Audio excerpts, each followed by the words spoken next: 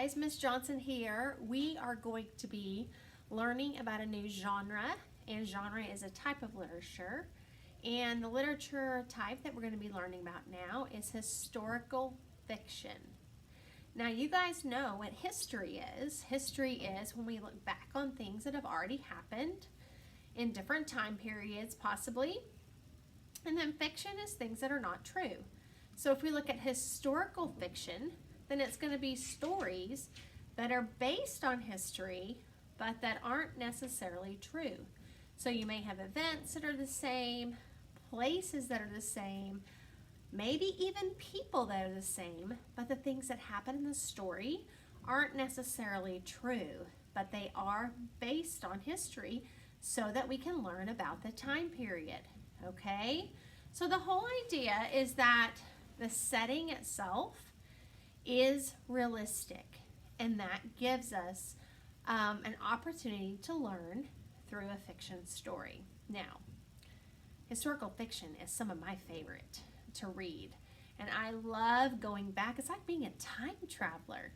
I can go back into the pioneer day. I can go back into another era where things aren't the same as they are now, and I can learn about it.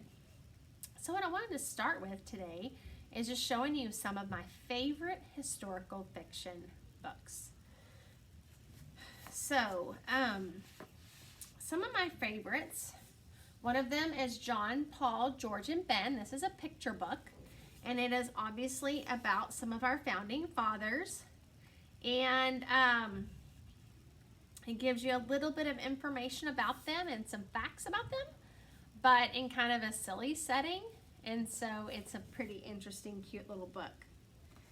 One of my favorites from when I was your age were the Little House on the Prairie series, which we're actually going to read some here in a few weeks. And this one is Little House on the Prairie Christmas.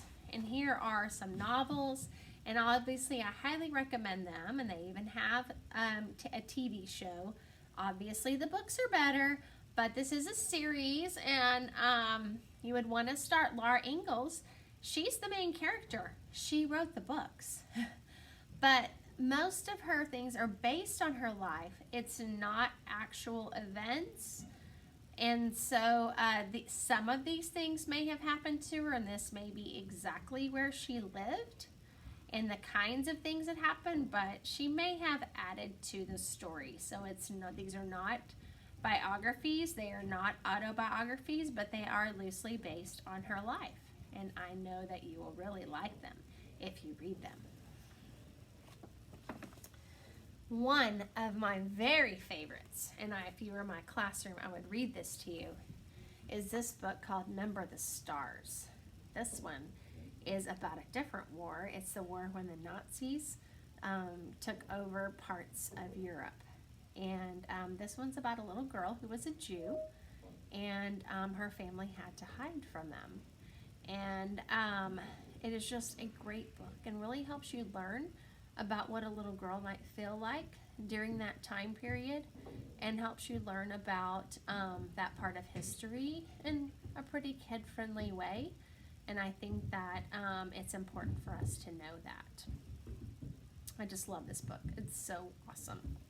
So I highly recommend it. Even though the cover doesn't seem very exciting, it is just a fabulous book, and one of those that kids just can't wait to hear the end of. Another one I love. I used to be a music teacher too. And there's a series about composers, and this one's called Beethoven Lives Upstairs. And so this is loosely based on Beethoven, the famous composer. But, and it's about what he was like to live by him.